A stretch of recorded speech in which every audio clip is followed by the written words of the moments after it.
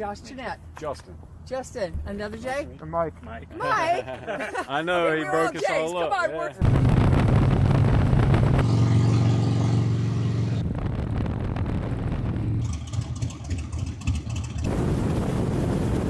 Yeah.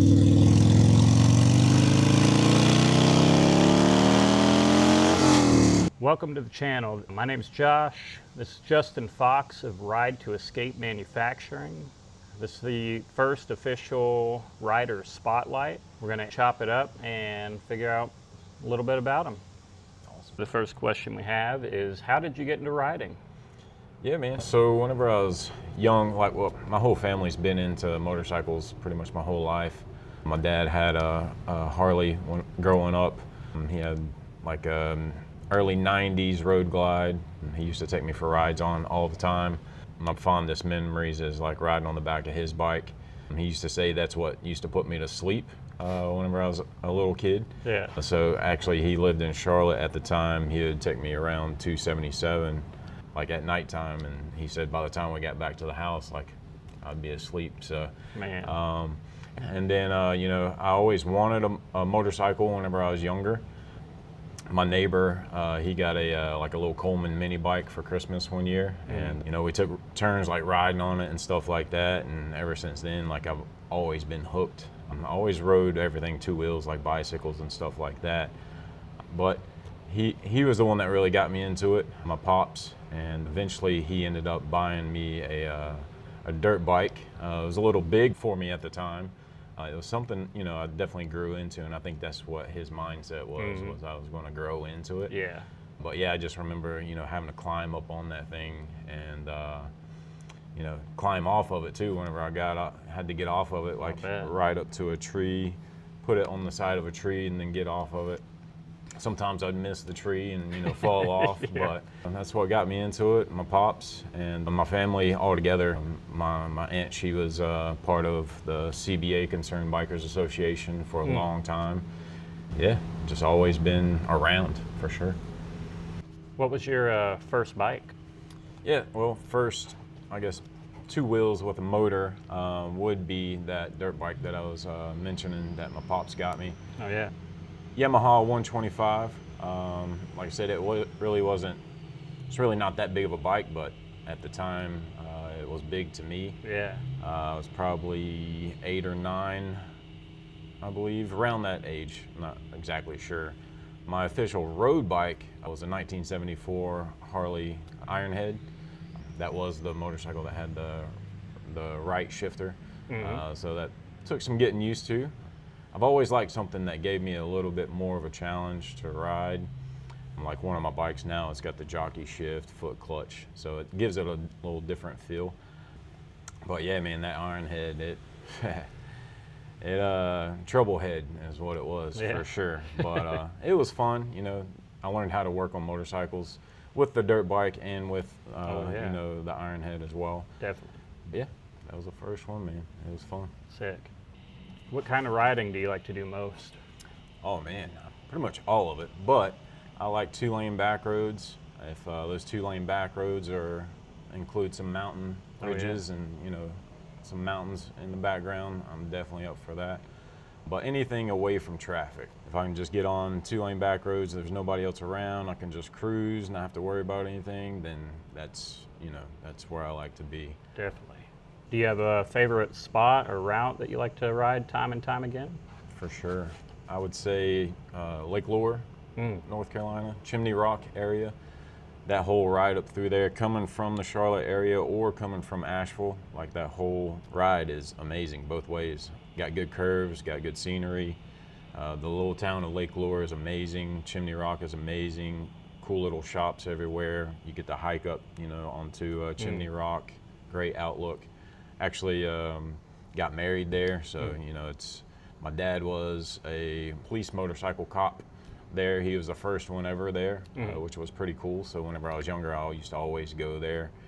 And yeah, it's just always been a little special place in my heart, something that I hold, you know, near and dear, for sure. Definitely. Tell us about the bike that you're riding today. Like, what are some key features that you love about it? Yeah, I got a 2015 Harley Davidson Street Bob.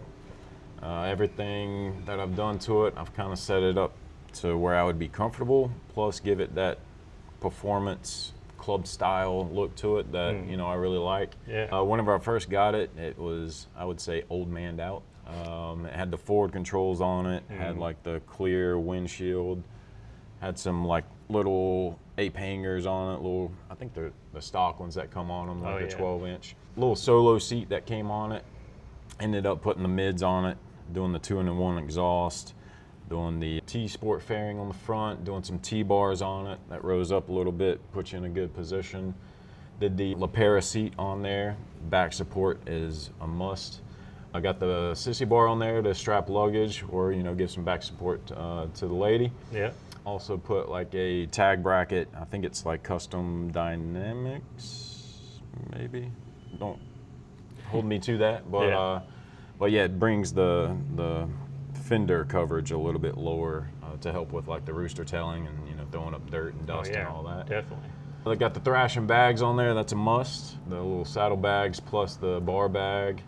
But yeah, I just love that thing. It's enough power for me. Also do have the Arlen S Big Sucker on there as well for the intake. But yeah, it's tuned up with the Vance and Hines VP4, I believe that's on there. And yeah, it's tuned up right. It gets me where I need to go. It's comfortable, and I love that thing, man. It's a little ripper. Yeah, for sure. Rocking. What's been your most memorable ride or adventure so far? Let's see, a couple years ago, we rode down to Back Road Barbecue. It's like, I think it's Kinston, North Carolina, coast, kind of close to the North Carolina coast. Took 2-lane back roads all the way from Charlotte down to there. It was about right at 6 hours. I rode our choppers down there. I got a shovelhead chopper, and my buddy, he rode his Evo chopper. It was fun, man. We loaded up all the camping gear on the sissy bar, strapped it back, and just coast and good back support, chilling. And had some mishaps on the way down, nothing too crazy, little side road fixes that got fixed up back on. But right after that was Myrtle Beach Bike Week, so we rode down from Back Road Barbecue, we rode down to Myrtle Beach Bike Week, camped out at the Myrtle Beach State Park for a few days. That was really nice. It's a good campground, definitely recommend it if you go. It's right there on the beach. And then after that, the wife came down for a few days. We got a little Airbnb, so that was kind of nice to get out of the hot heat and relax a little bit. And then after that, on the way back home in Denton, North Carolina, was the AMCA swap meet. So it's like an antique motorcycle swap meet that they have every year. That's really big. And yeah, man, that was just a really good time. Nothing but, riding motorcycles the whole week. No other worries, no time, restraints or anything like that. We were just cruising, enjoying life on 2 wheels. Yeah, that's the way to go. How do you stay comfortable and safe on the bike all day? Just make sure your bike is set up to where you will be comfortable for an all-day trip. If it calls for, good arm position, good seating position, good footing position, whatever. That's, to me, is key. Having back support, good footing, and, arm position. Bars way up here, your arm's going to go to sleep, your hand's going to go to sleep. That's, to me, is annoying. And it all depends on where you're riding. If you got, some bags on your bike, take a hoodie, stay protected either way.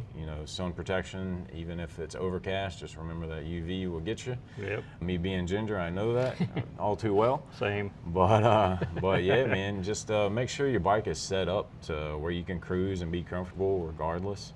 And, you still dig it. For somebody that's getting into riding, what's the best advice you could give them?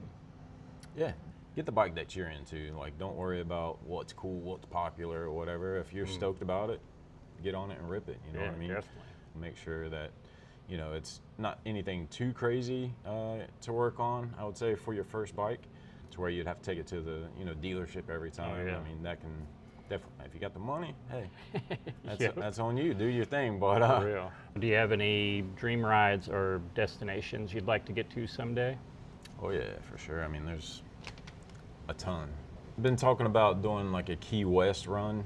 I've been wanting to, get down there and ride that 7-mile bridge, that's going from tip of Florida all the way down to the Keys. I think that would be amazing. I think, and then always, you know, PCH, man. I keep seeing all these videos of like people riding the PCH, and Yeah. it's just beautiful. That's definitely on the bucket list for sure. Getting out to Sturgis, you know, riding all those awesome roads out there for sure. But yeah, I would say those are the top three right now. I'd say that's a pretty good top three. What impact has riding had on your life? I would definitely say a positive impact. I live and breathe motorcycles outside of my normal day job, with the brand Ride to Escape, with Bikes and Coffee, with the YouTube channel, the Lone Fox. Like, I love it. It's something that I'm very passionate about, something that I care about. You know, I want to bring everybody together in a positive way throughout the whole motorcycle community. Thank you for coming. I really appreciate it. your time. Sir. It's been really cool getting to know you and learning a little bit about you. Awesome. So, you know, for anybody out there, like, subscribe, leave a comment, let me know your favorite ride. See you next time.